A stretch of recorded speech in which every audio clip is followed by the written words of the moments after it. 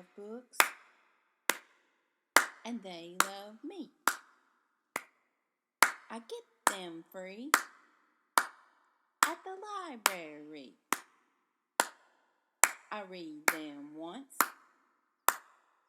I read them twice. Library books are oh so nice.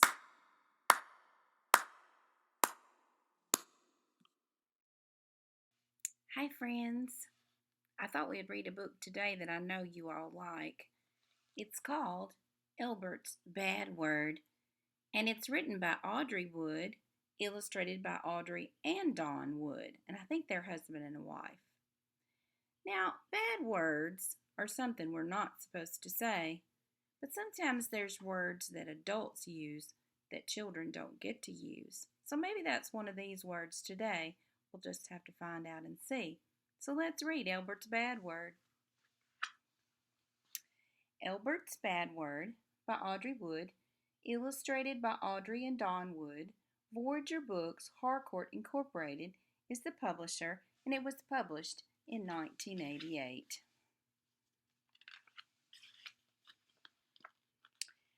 One afternoon, at an elegant garden party, young Elbert heard a word he'd never heard before.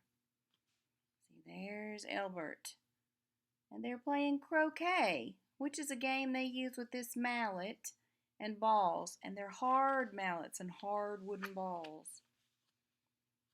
The word, there it is, floated by like a small storm cloud. It was ugly and covered with dark, bristly hairs.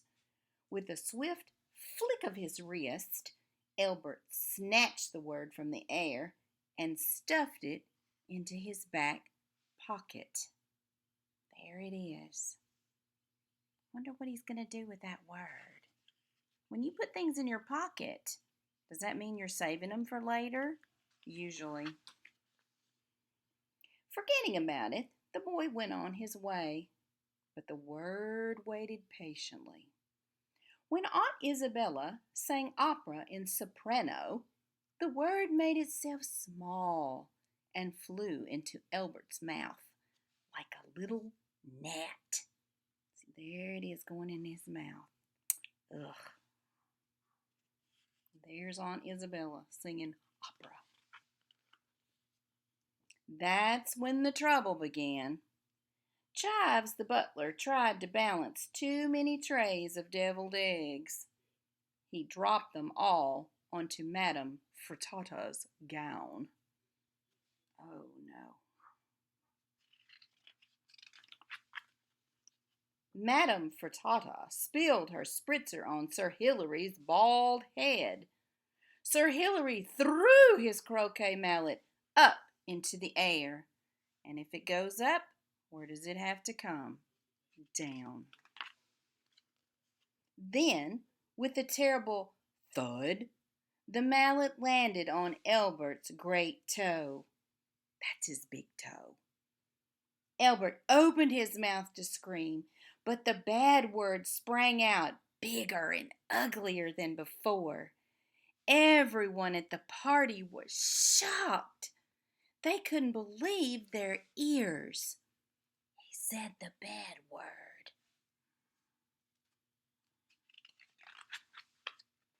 "Come with me, young man," Elbert's mother said with a frown. The word made itself small again, about the size of a rat, and followed in the boy's shadow. In the lavatory, Elbert's mother handed him a bar of soap. "We do not say bad words," she said. "Clean it out of your mouth and never use it again." While Elbert scrubbed his tongue, the bad word sat on his shoulder, snickering wickedly. Oh, he got Elbert into trouble, and now he's laughing. Elbert knew something had to be done. He ran down a cobbled path, past the reflecting pool, beyond the gazebo, and knocked at the gardener's cottage. The gardener, who was also a practicing wizard, opened the door with a smile. "Come in," he said. and bring that thing with you. Oh my goodness, the gardener must see the bad word sitting up there. The wizard gardener knew right away that Elbert had caught a bad word and needed a cure. Opening his desk, he pulled out a drawer filled with words that crackled and sparkled. Sometimes we need strong words, he said, to say how we feel. Use these and perhaps you won't get into trouble. Taking the sparkling words from the drawer, the wizard gardener tossed them in a bowl with flour and honey. He added some raisins, milk, and eggs, mixed them all together, then baked a little cake. Who do you think's going to eat that cake? Do you think it's Elbert? And look at that nasty bad word right there. Ugh. The cake was delicious, so Elbert ate every last crumb, and as he did, the ugly word shriveled to the size of a flea and hopped onto his necktie. And it's so tiny we can't even see it over there on his bow tie.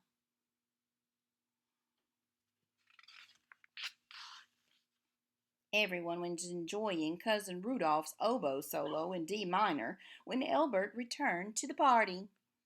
But soon the trouble began anew.